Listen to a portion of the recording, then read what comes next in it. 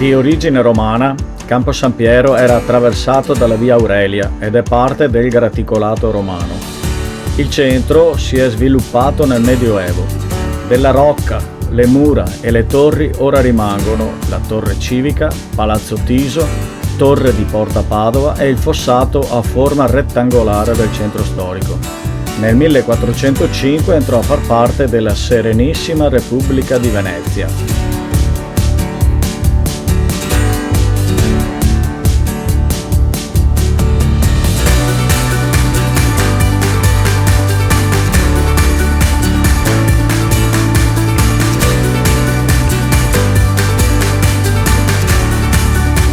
In origine oratorio di San Giacomo, con l'epidemia di colera del 1836 è stata dedicata alla Madonna della Salute.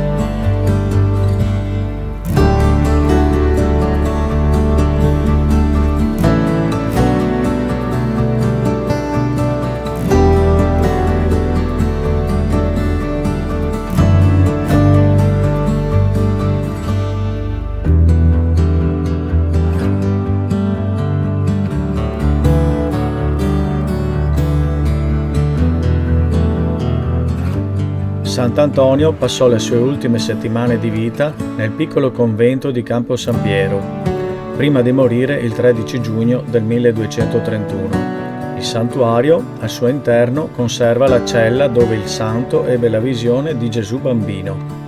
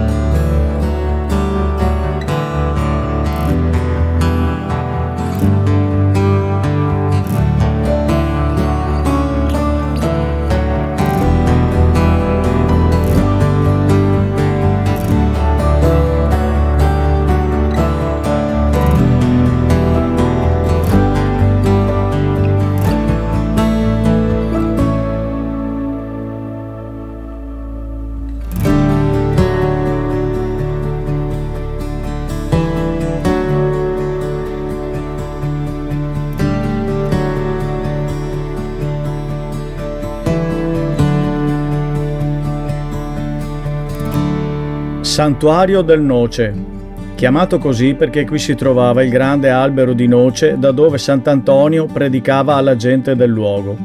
All'interno si trova un ciclo di affreschi del XV secolo di Girolamo Tessari, detto dal santo, raffiguranti i più importanti miracoli di Sant'Antonio.